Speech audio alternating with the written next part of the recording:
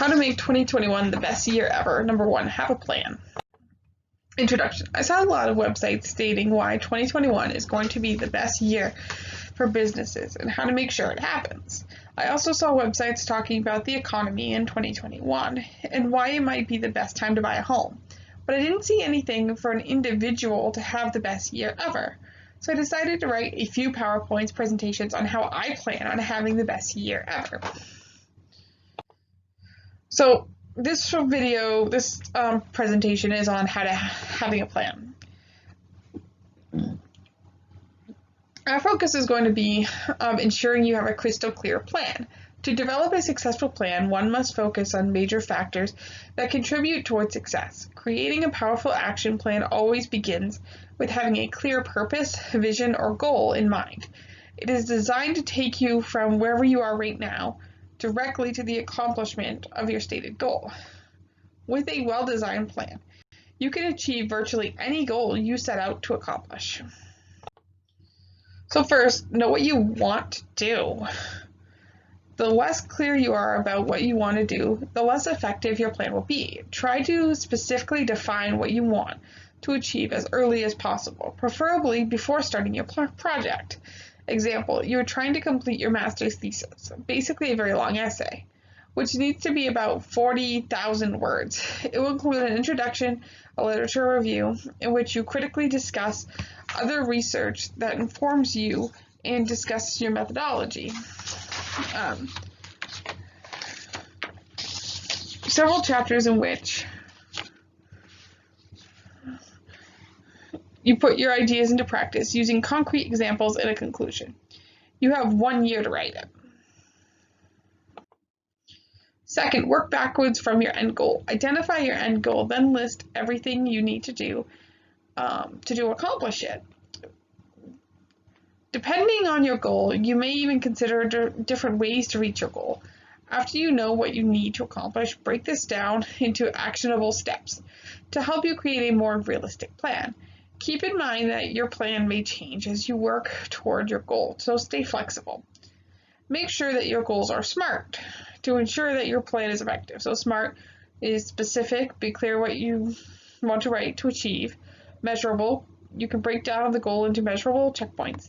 Attainable, you are capable of completing the steps necessary to reach the goal. Relevant, the goal makes sense for your life and purpose. Timely, you have the time to work towards your goal and are progressing on schedule. Next, be specific and realistic in your planning. Having a specific goal is just the beginning. You need to be specific and realistic in every aspect of your project. For example, by stating specific and achievable schedules, milestones, and final outcomes. Being specific and realistic while planning a long project is all about proactively reducing stress that can accompany poorly planned projects such as missed deadlines and exhausting long hours. Example, to finish your thesis on time, you need to write roughly 5,000 words per month, which will give you a couple of months at the end of your timeline to polish your ideas. Being realistic means not placing the expectation on yourself to write more than 5,000 words each month. If you're working as a teaching assistant for three of those months, you'll need to consider that you may not be able to complete 15,000 words in that time, and you'll need to spread that amount over your other months. Next, you want to set measurable milestones. Milestones mark significant stages along the road to achieving your end goal. Create milestones easily by starting at the end, the accomplish of the goal, and working your way backwards to your present day and circumstances. Having milestones can help you, if applicable, your team stay motivated by breaking the work into smaller chunks and tangible goals, so that you don't need to wait until the project is completely finished to feel as though you've accomplished something. Don't leave too much time or too little time between milestones. Spacing them 2 weeks apart has been found to be effective. Example, when writing your thesis, resist the urge to set milestones based on chapter completions, as this could be a matter of months. Instead, set smaller milestones, perhaps based on your word count, every 2 weeks, and reward yourself when you hit them. Next, break large chunks into smaller, more manageable chunks. Some tasks or milestones may seem more daunting to achieve than others. If you're feeling overwhelmed by a large task, you can help ease your anxiety and make it feel more doable by breaking it down into smaller, more manageable chunks. The lit review is often the most difficult chapter to write, as it forms the foundation of your thesis. In order to complete your lit review, you need to do a significant amount of research and analysis before you even begin writing. You can break it into 3 small chunks: research, analysis, and writing. You can break it down even smaller by choosing specific articles and books that you need to read about setting deadlines for now analyzing them and writing about them. Next, make a scheduled list. Make a list of tasks that you need to complete in order to hit your milestones. A list on its own will not be effective. You must write this list into a timeline associated with specific realistic actions.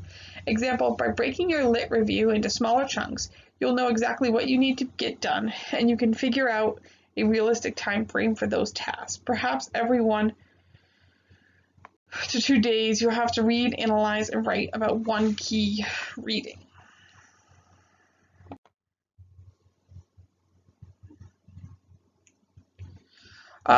Next, put timelines on everything.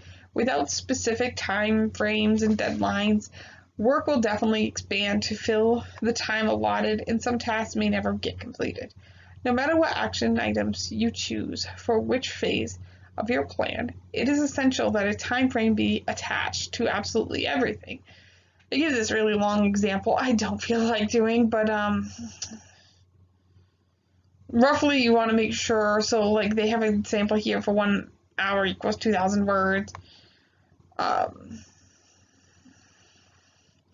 you just want to make sure you put timelines on everything. If you're doing it for the year like I am, they can be tentative, so flexible.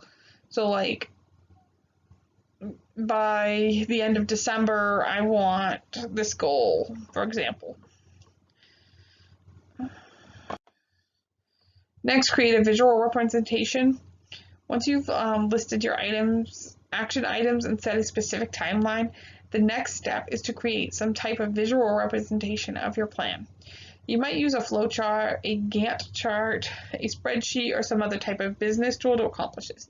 Keep this visual representation in an easily accessible place, even on your wall in your office or in study room if possible. Also, you want to mark things off as you go. Marking things off as you go will not only feel satisfying, it will help keep you on track, lest you forget what you've already done. This is particularly important if you're working with other people. If you're working with other people, you might consider using a shared online document so that everyone can check in no matter where they are. And then finally, change the date if you must, but never give up on a goal. Occasionally, circumstances or unforeseen events can arise that throw a wrench in your ability to meet deadlines, complete tasks, and achieve your goal. If this happens, do not get discouraged. Revisit your plan and continue working to meet targets and move forward. So that's it for this video. Thank you for listening.